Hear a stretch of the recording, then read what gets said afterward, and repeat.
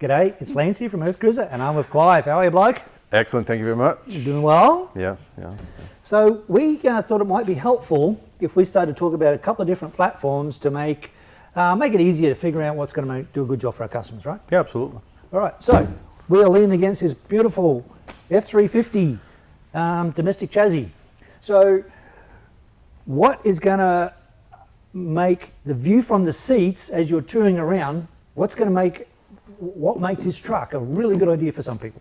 Yeah, and what do makes you it think? why you buy it, right? Yeah, right. View from the seats. How does it feel when you drive on the freeway as opposed to off-road? Yeah. Is it too much truck? Not enough. Your thoughts? Great question.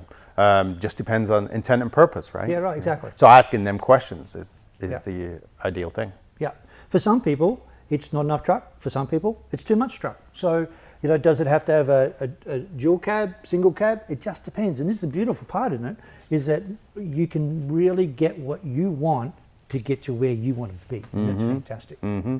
You're asking them questions, your coffee test question, right? Like, when you're driving down the freeway, you've got to do a few hundred miles and you need that coffee.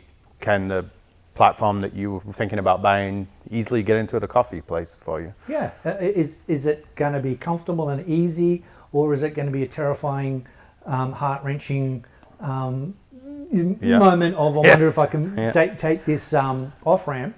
It matters, right? Are you going to dread driving to the coffee shop, or are you going to be excited about it? Is it going to put a smile on your face? Exactly. Yeah, it's important, isn't it? It's very, very important. Yep. So things, I wouldn't call them limitations, but they are things one must think about is capacities, right? Domestic chassis, obviously it's beautiful to drive, wonderful, wonderful trucks. However, you're always limited by your tyres every single time. Doesn't really matter. If you want that nice highway ride, you've got to have nice highway tyres. If you want that good off-road, you've got to have good off-road tyres. They have limiting factors. And what's going to keep you out the longest travelling is water. Again, I don't think that overlanding necessarily means overseas, right? Right, of course not. So, but you still need to be able to carry enough water for enough people to have a shower and be comfortable. Yep. So how do you reckon a domestic chassis scores on that front? Man, I would say it is pretty good. We are limited by GVWR, right? And making sure that the platform that you get can stay below there is crucially important, as we know. So scores, 7 out of 10. We're going to have a good amount of water in there. But if you have a whole family in there, 4 people now, is there enough water inside this to last you a week, everybody showering every day? These are questions I think people need to ask themselves about. You just can't keep adding suspension to carry more water. That's not how it works. So there are limitations on the vehicle's capacity. Yep.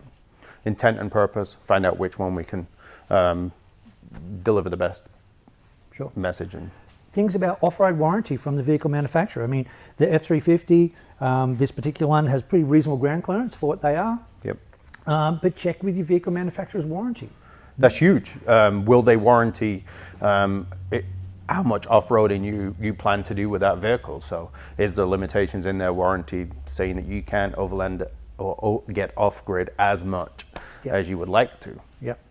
What does it come for serviceability in interesting places? Still in the continental United States, what does that really mean if you do bust a windscreen? Oh, you get a windshield. You get a windshield next day in the US. In Europe, good luck getting one for an F350 or 3500. Now you're going to be down for a little bit. Exactly. So start with the end in mind. Where is it? Same questions we ask is where you're going, how long you're going for, and how many people are going with you. Yep. Can this vehicle self-recover? Super important. Are you always going to have someone to come with you to help pull you out? Yeah. Or the platform you're looking at, can it recover itself? Yeah. Crucial questions, because that just changed where you can actually go. Oh, absolutely. Safely. We can go safely. Well, enjoy it. It's not about being miserable. No. It's about going and seeing amazing things. Yeah, of course. So for my money, the domestic platform for the United States is pretty hard to beat. It doesn't necessarily suit Michelle and I's the way we like to travel or we like to go, but that's completely irrelevant. For so many people, it just makes a ton of sense. Yeah. Love it. All right. Thanks for your time, Blake. Yep.